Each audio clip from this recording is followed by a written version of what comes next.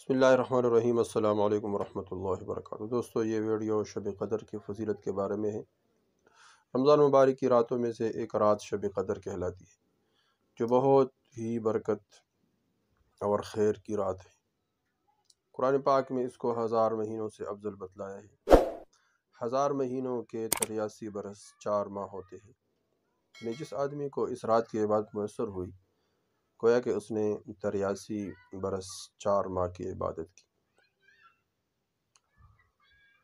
اللہ جل شانہ نے اس رات کو صرف اس امت کو مرحمت فرمائی، پہلی امتوں کو یہ رات نہیں ملی تھی۔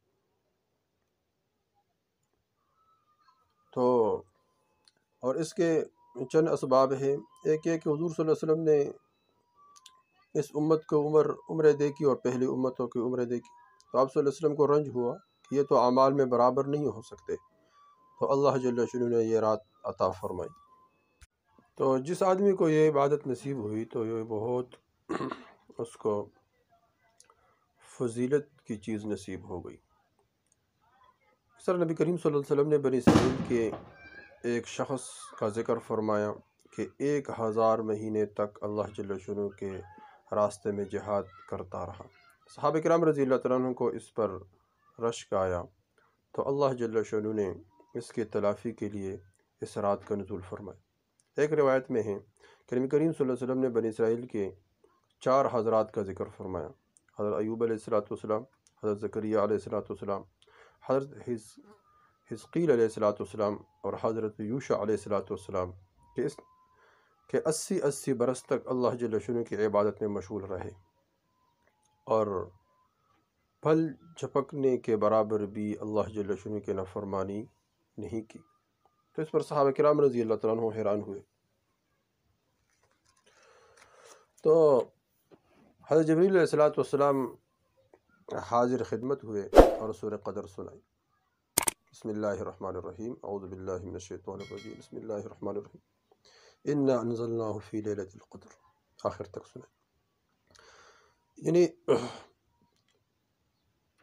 قرآن پاک لوح محفوظ سے آسمانی دنیا پر اسی رات میں نازل اترا۔ یہی ایک بات اس رات کو فضیلت کے لیے کافی تھی کہ قرآن پاک جیسی عظمت والی چیز اس رات میں نازل ہوئی۔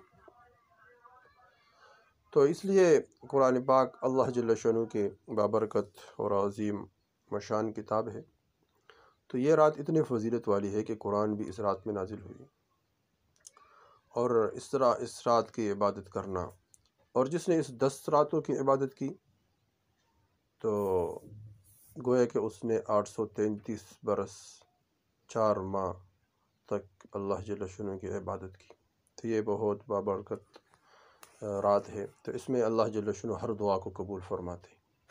تو اس لیے اس رات میں اپنے لیے دعا مانگے، اپنے رشتہ داروں کے لیے، اپنے گھر والوں کے لیے، پورے سال پورے زندگی کے جتنے بھی مسائل ہیں اس رات میں رکھے۔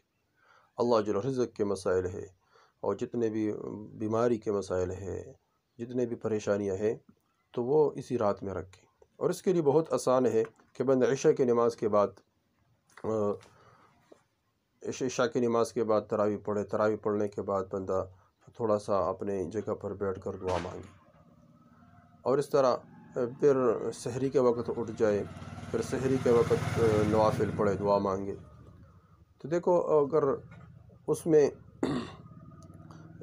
یہ آخر 10 دنوں میں اس طرح کرتا رہے تو انشاءاللہ شب قدر جس رات میں بھی ہو تو اللہ جل شانہ اس کی جو دعا اس نے مانگی ہوگی تو اللہ جل شانہ وہ قبول فرمائیں گے، اور اس کا جتنے بھی مسائل ہے، پریشانیاں ہیں، تو وہ حل فرمائیں گے۔ یہ بہت آسان طریقہ ہے، عشاء کی نماز کے بعد دعا مانگے، اور اس طرح سحری کے وقت دعا مانگے۔ یہ تو سورج غروب ہو جائے تو یہ رات شروع ہو جاتی ہے، اور اس طرح طلوع ہونے تک یہ رات رہتی ہے۔ تو اس طرح اس میں بندہ عبادت کرے، ذکر کرے، قرآن کی تلاوت کرے، دعائیں مانگے۔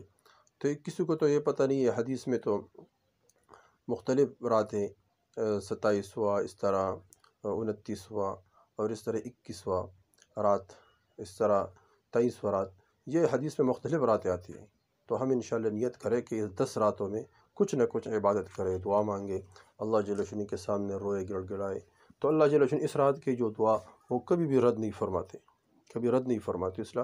اس طرح ہم خود بھی اس رات میں دعا مانگے، اور اس طرح سارے رشتہ داروں کو، گھر والوں کو تیار کریں، اور سب کو اس پہ لگائے، تاکہ اللہ جل شانہ